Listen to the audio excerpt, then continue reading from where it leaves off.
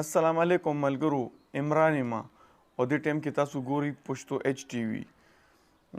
اکثر لمونږه یا ډرامه ګورو یا فلم ګورو یې، که ډرامه فلم د انډیا یا د پاکستاني، نو تاسو سوچ هم نشئ کولی چې دا میکینګ څونه لکه دوی چې فلم جوړوي نو څونه په مشکله جوړوي، یا یو پښتو ډرامه جوړوي څونه په مشکله جوړوي. یو سین باندې څونه خواري کېږي، یو پوټی غلطي چې وشي نو هغه سین بیا دوباره ریکارډ کوي. دا یو پښتو ډرامه ده او د میکینګ زه تاسو ته ښیم، یقین وکړئ چې ستاسو به خوښ هم شي او تاسو به هم ګورئ چې دا څونه مشکله باندې کېږي. دا ویډیو لږ وګورئ.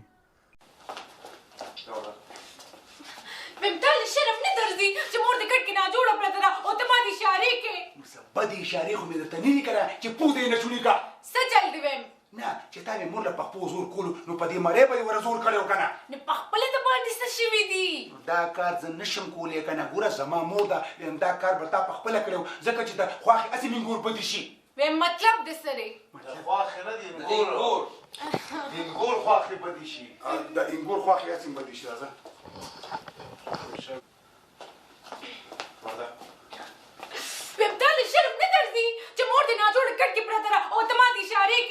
نو څه بدې اشارې خو مې درته نه دي کړي که نه چې تا پوزه نه چوڼي کا. ویم څه چل دی؟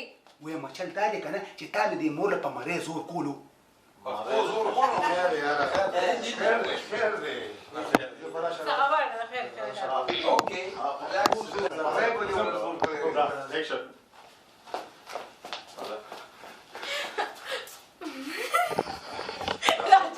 نه زه تا ته ځکه کومه چې زه خو موډ کې یم او ته غوسه شوې.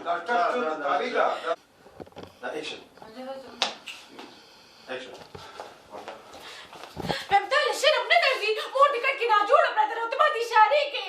نو څه بدې اشارې خو مې درته نه دي کړی چې تاسو پوزه مې چوڼي کا. نه دي کړي. داسې نه دي دا تاسو چې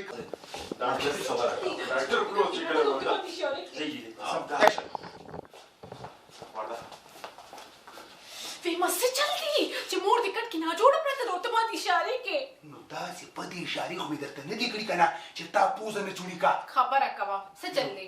ویم خبره مې تا کوله چې دا چې جنبل شو. راشه خبرې مه کوئ.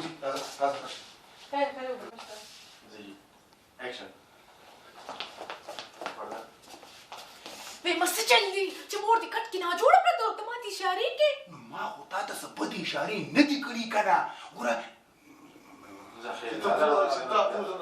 ملګرو تاسو وکتل چې یو د پښتو لو بجټ ډرامه ده او یو سین باندې څونه ټیکونه یې واخیسته، څونه غلطیانې یې وکړې او دوباره دغه کوي.